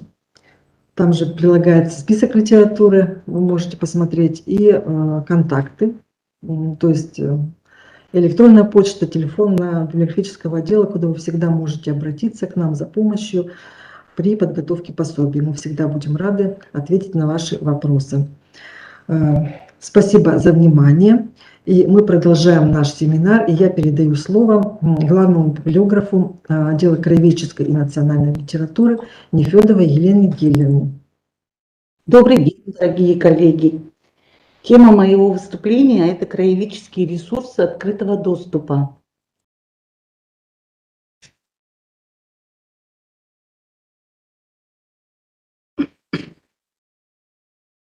В руководстве по краеведческой деятельности общедоступных публичных библиотек Российской Федерации, принятого на РБА 17 мая 2018 года, говорится: публичная библиотека осуществляет издательскую краеведческую деятельность, подготовку и издание научных, справочных, популярных краеведческих материалов, это научных сборников, краеведческих календарей, хроник, летописей, событий, путеводителей и других.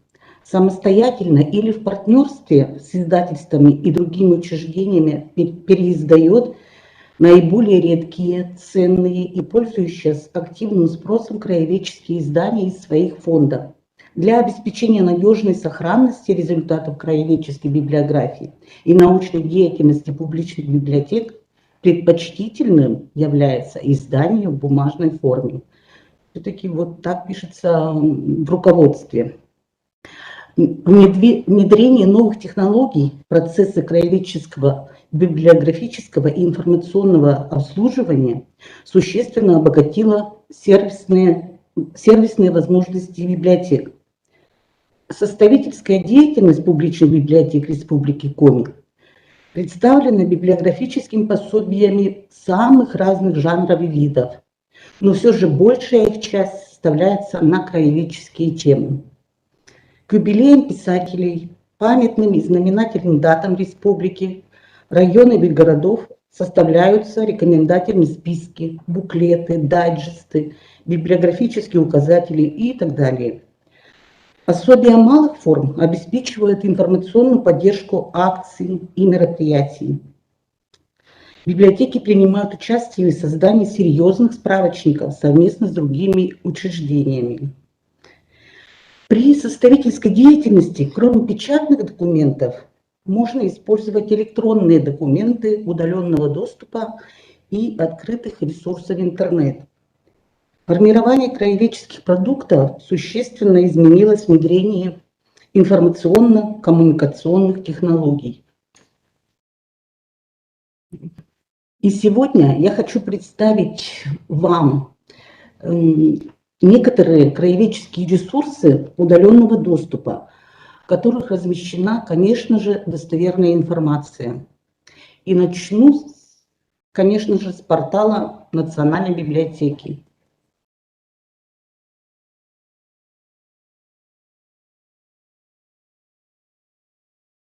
Может, вы уже видели, пользовались этим ресурсом, но я напомню. Национальная электронная библиотека Республики Коми, далее я буду говорить НЭБ-РК, один из самых значимых информационных ресурсов республики, созданный для выполнения задач по сохранению и популяризации печатного наследия нашего региона. НЭБ-РК формируется Национальной библиотекой Республики Коми совместно с крупнейшими фондодержателями и другими учреждениями Республики Коми. Формирование НЭБ началось в 2002 году на основе ресурсов корпорации библиотек Коми ЧУКа, что переводится «сообщество», и сводного каталога библиотек Республики Коми. В 2008 году положено начало создания полнотекстовой электронной библиотеки, включающей издания об истории, развитию и современному состоянию экономики, науки и культуры Республики Коми, художественные произведения, нотные рукописи, периодические издания, издания на коми и других финно-угорских языках. На сегодняшний день НЭБ-РК представляет следующими коллекциями. В коллекции Зыряника представлены электронные копии редких изданий о Коми-крае и первые публикации классиков коми-литературы. Коллекция нотных рукописей содержит электронные копии нот музыкальных произведений коми-композиторов. Собрание писателей Республики Коми знакомы с художественной литературой с 30-х годов XX века до наших дней. В собрании краеведческие периодические издания представлены республиканские и районные газеты Коми-края с начала 20 века, то есть 1918 года, когда вышла первая газета «Зырянская жизнь». Широко представлены и газеты военных лет. Коллекция перевода появилась при финансовой поддержке Министерства национальной политики Республики Коми в рамках реализации проекта по созданию интерактивной игры «Тыдмавлыдди. Прочитай, узнай». В рамках проекта было оцифровано 34 произведения русской и зарубежной классики, переведенные на коми-язык. Переводились преимущественно это в середине 20 века. Основу коллекции финно-угорька составляют цифровые версии книг на финно-угорских языках, кроме коми. Из коллекции переданный дар Национальной библиотеки Республики Коми известным венгерским финно-угроведом Петером Домокашем.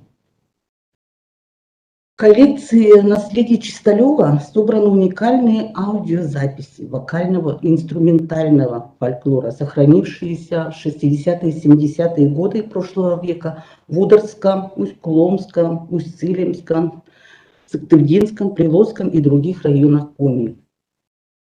Наиболее ценной, конечно, по праву считается коллекция Зыряника. И я вам хочу напомнить, может кто-то еще не знает, как осуществить доступ к этим полнотекстовым ресурсам. Если вы хотите посмотреть ту или иную книгу, и в углу есть значок, кружочек зеленого цвета, то вы можете эту книгу посмотреть из дома, даже из дома. Если там появится желтый значок, то это только можно авторизоваться. То есть вы должны быть читателем Национальной библиотеки. Если вы не читатель, то вы можете воспользоваться услугой виртуальная запись на сайте Национальной библиотеки. Если там красный значок, то доступ только с Национальной библиотеки и библиотек партнеров.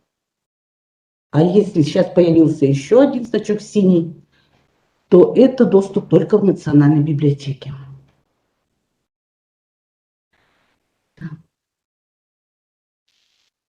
В разделе «Ресурсы» представлены электронные версии изданий Национальной библиотеки. Это и календари знаменательных памятных дат, и дайджесты по различным темам.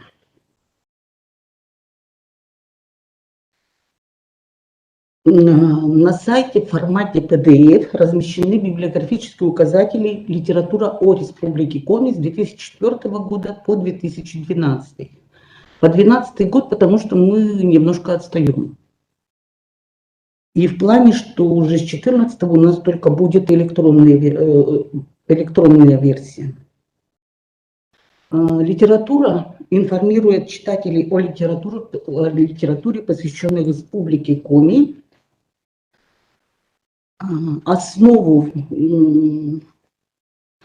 Освещать все основы жизни нашей республики. В нее включены книги, брошюры, наиболее важные статьи из республиканских и районных газет.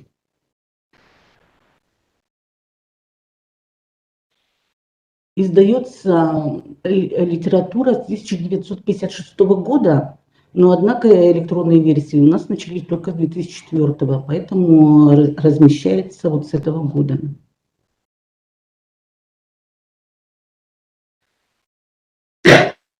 На сайте нашей библиотеки выделен раздел «Краеведение». Думаю, что у вас у многих этот раздел тоже присутствует. В рубрике «День в истории Коми» представлены интересные факты, связанные с республикой. Из конкретной предоставляется конкретная дата события. Также она снабжена источниками. Каждая дата снабжена источниками. Сейчас в Национальной библиотеке буквально недавно появилась новая рубрика «Книга для всех и каждого». В ней размещены рекомендательные списки литературы. Здесь можно познакомиться с произведениями поэтов и писателей Республики Коми, а также научно-популярными изданиями о родном крае. В подборке представлена литература для дошкольного и младшего возраста, то есть рубрики выделены, среднего и старшего школьного возраста, произведения для взрослого прочтения и научно-популярные издания. Также даны ссылку на культурную карту республики, о ней я поговорю попозже, расскажу, и Национальную электронную библиотеку. Так. На сайте Национальной библиотеки есть такой интересный ресурс, насыщенный ресурс – культурная карта Республики Коми. Культурная карта – это интернет-ресурс о культурной жизни региона, его истории, уникальных природных территориях, выдающихся личностях. Финляндское общество Матиас Кастрена выделило грант на реализацию этой идеи в 2011 году. Культурная карта – это корпоративный проект Национальной библиотеки в сотрудничестве со всеми централизованными системами региона.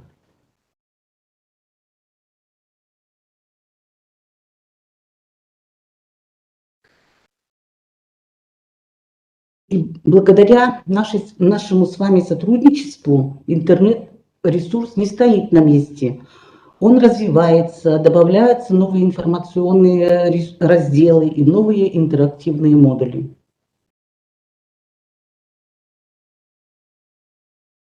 Культурная карта имеет две версии – на русском и коми языках.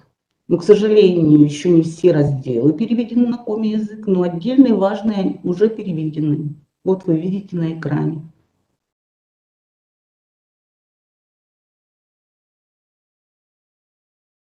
На главной странице сайта многослойная карта Республики Коми. Первый слой с городами и районами республики. Сверху дается информация о Республике Коми в целом.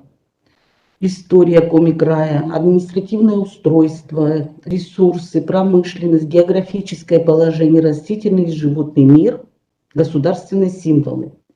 Далее располагается информация по городским округам и муниципальным районам. Дается история города-района, город-район сегодня, символика, как добраться до этого населенного пункта, история ГУЛАГа и особо охраняемые природные территории.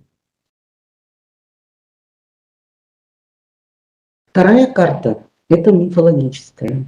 Работа по созданию раздела, посвященного мифологии, воплотилась в жизнь благодаря гранту главы Республики Коми в области библиотечного дела в 2018 году. Ресурс имеет энциклопедический характер. Справочный материал дополнен мультфильмами, видеофильмами, аудиозаписями, ссылками на полные тексты произведений писателей Республики Коми. Это Калистрата Жакова и Ивана Куратова. Экспертами ресурса выступили Павел Федорович Лимеров и Олег Иванович Ляшов, сотрудники Института языка, литературы и истории Коми научного центра. Они оказали помощь в оценке иллюстраций, содержания текстов, отборе легендарных героев и в нарисовании и развитию карты на ближайшие годы. Мифологическая карта будет полезна не только школьникам и студентам, но и учителям, родителям, библиотекарям, тем, кто организует познавательные мероприятия для детей и школьников, и также в составлении списков. В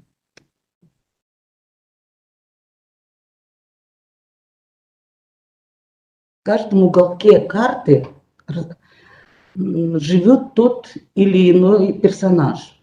Вы знаете, наверное, что Картайка живет в Карткиросе, Ягмурт в бассейне реки Печоры, Ирка родился в селе Кони Нижпогурского района.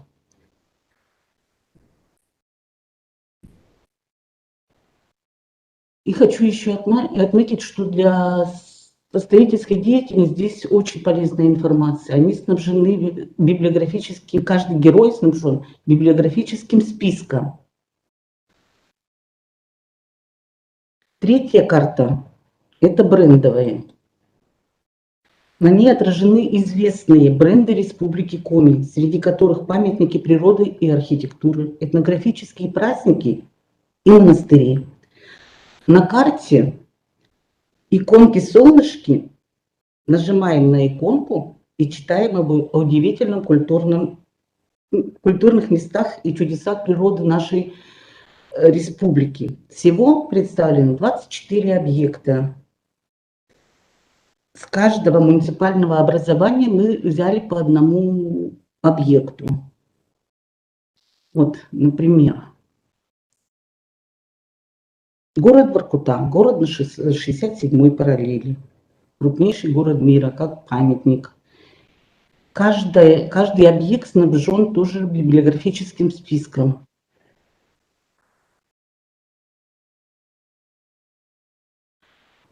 На брендовых объектах даны ссылки на другие сайты, где рассказывается о достопримечательностях подробнее, а также ссылки на электронный каталог АПАК, страничку со списком книг и статей из газет и журналов, которые есть в библиотеках республики.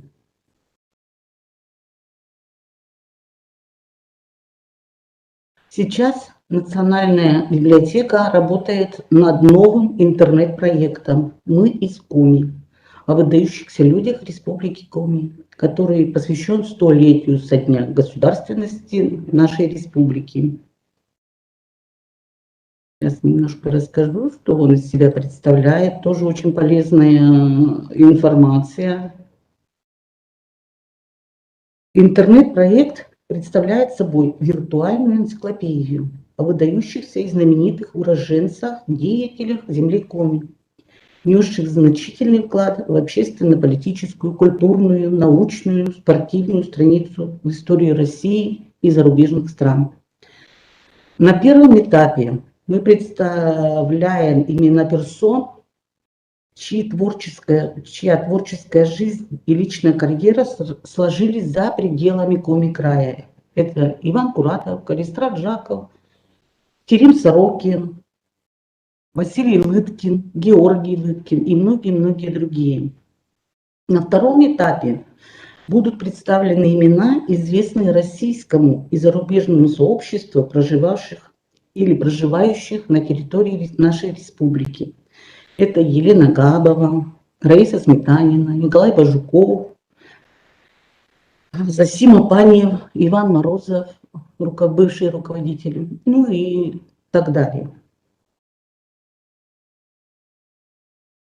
В виртуальной энциклопедии представлены краткие биографии, включающие в себя основные этапы их жизни и творчества, сведения и результаты их трудов, источники и ссылки на публикации, видеофрагменты. А сейчас давайте перейдем на другие сайты, порталы, в которых тоже есть краеведческая информация.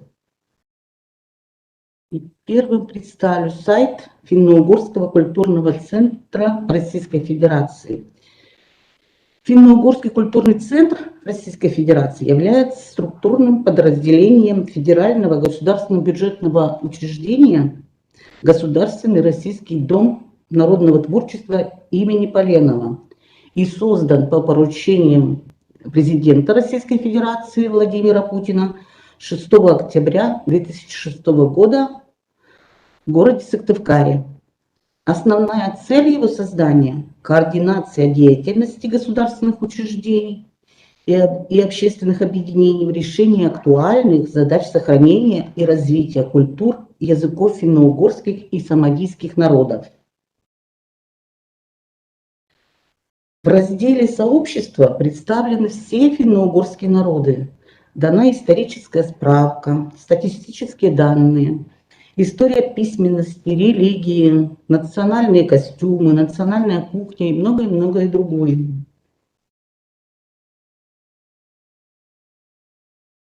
Раздел «Логос» – литературная страница, предназначенная для всех, кто интересуется финно-угорской литературой. Рубрика «Первая литературный форум» рассказывает о деятельности Ассоциации финно-угорских литератур, о руководстве и правлении. Также здесь представлена хронология произведений, тематика международных литературных конгрессов и принятые документы. Так, в рубриках «Поэзия», «Проза», «Драматургия» и «Детская литература» можно познакомиться с произведениями поэтов, писателей и драматургов финно-угорских народов России, и в том числе и коми.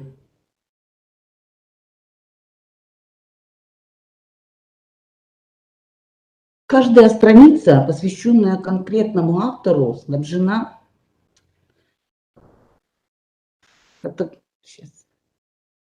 фотографией и краткой биографической справкой. Также приводятся полные тексты их произведений. Однако отмечу, что в настоящее время на сайте представлены литераторы современные, а в планах уже обращение к творчеству коми-классиков. В рубрике «Переводы» вы найдете переводы произведений финно-угорских авторов на родственные языки и языки других народов мира. Вот, например, Ольга Баженова. И показывает, что произведение Ольги Баженовой переведено на удмуртский язык. И можете почитать.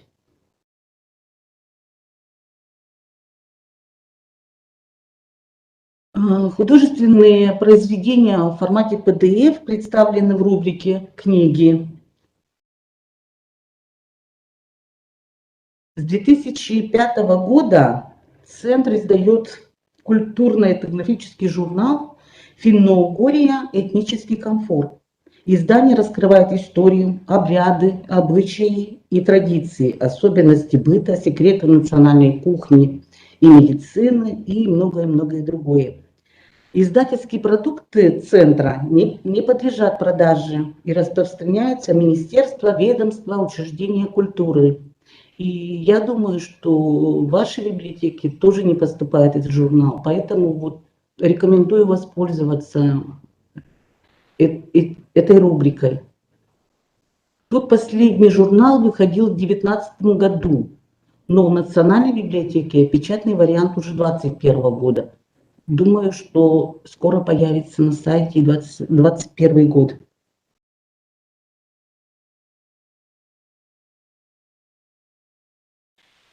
В декабре 2011 года при Коми Республиканской академии государственной службы и управления был создан Центр инновационных языковых технологий.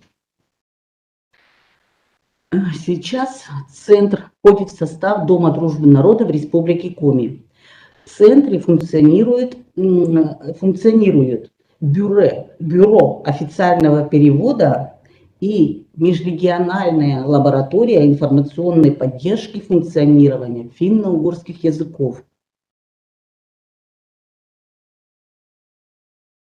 Лаборатория FULAB считается одним из лидеров по созданию информационных продуктов, ресурсов, которые способствуют сохранению и пропаганде этнокультурного наследия коми и других финно-угорских народов. Продукты лаборатории активно используются пользователями не только в республике, но и далеко за ее пределами. Все разработки доступны всем и абсолютно бесплатно. Ими очень легко и удобно пользоваться. Это дополнительные инструменты помощи составительской деятельности. Они предназначены также и для школьников, и студентов, так и для учителей, библиотекарей. Например, при необходимости изучения коми-языка можно использовать словари. На сайте представлены онлайн-словари. Вот коми русский, русско-коми. Очень много словарей. Терминологические словари по языкам и дисциплинам. Специалисты Центра инновационных языков, технологий создали веб-сайт для электронной библиотеки литературы только на коми-языке. Это коми-гиджет, коми-произведения.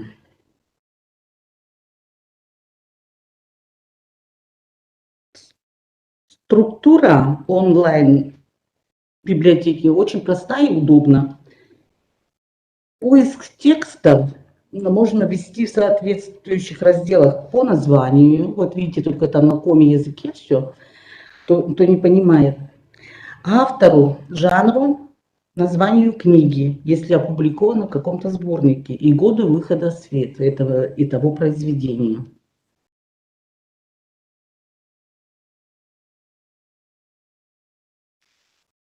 Вот стихотворение, вот произведение Ивана Белых.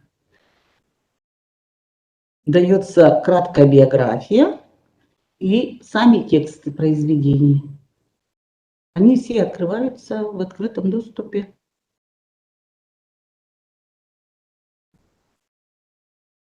Там лаборатория FULAB очень активно до сих пор продолжает работу по оптимизации, пополнению своего сайта. И можно воспользоваться, все время обновляется.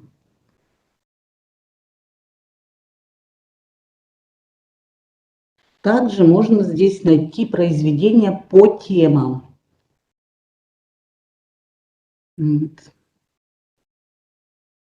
Так, видите, сколько тем дается.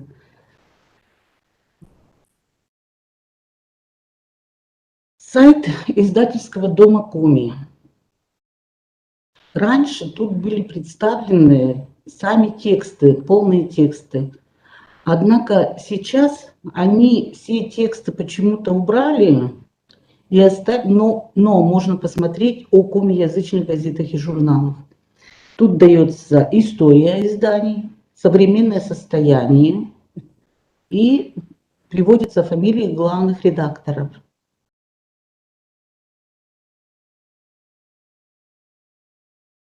Сейчас хочу представить два сайта, в формировании которых участвует и Национальная библиотека Республики Коми. Первый сайт – это Национальная электронная библиотека Российской Федерации, или НЭБ-РФ. На сайте представлено более 5 миллионов книг и документов.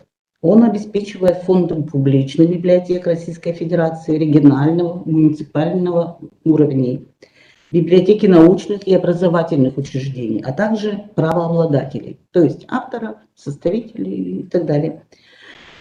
В НЭБ-РФ представлены издания по истории народа Коми, культуре, фольклору, языкознанию, ну и так далее. Например, вот, набрав тему Коми-фольклор, нашлось 21 документ. Все они относятся к редкому фонду. То есть редкий фонд считается до 1945 года.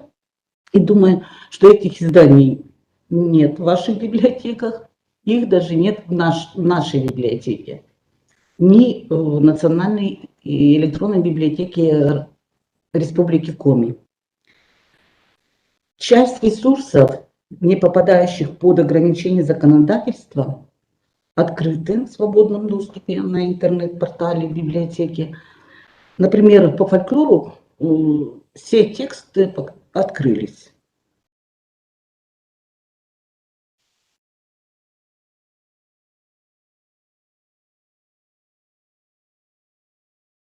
Второй ресурс. В 2007 году по распоряжению президента Российской Федерации Владимира Путина в Санкт-Петербурге была открыта президентская библиотека имени Бориса Николаевича Ельцина. Она функционирует как общегосударственное электронное хранилище цифровой копии важнейших документов по истории, теории и практике российской государственности, русскому языку, а также как мультимедийный, многофункциональный, культурно-просветительский, научно-образовательный и информационно-аналитический центр, имеющий статус Национальной библиотеки России.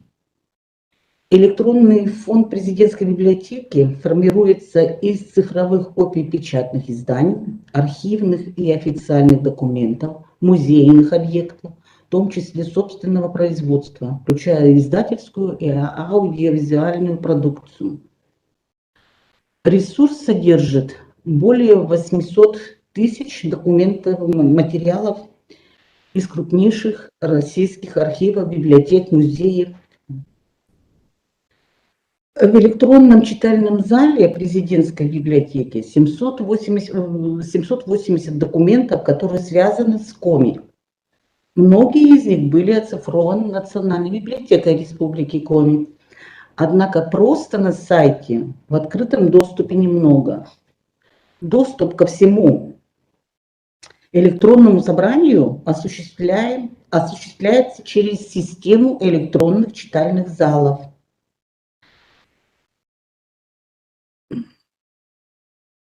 Изначально доступ к электронному читальному залу в республике предоставляла только Национальная библиотека Республики Коми. Затем подключилась ИНТА. В настоящее время в Республике Коми уже подключены Усинск, Кайгородок, Усть-Вым, Усть-Кулом, Прилузье и средняя школа номер 35 города Сыктывкара.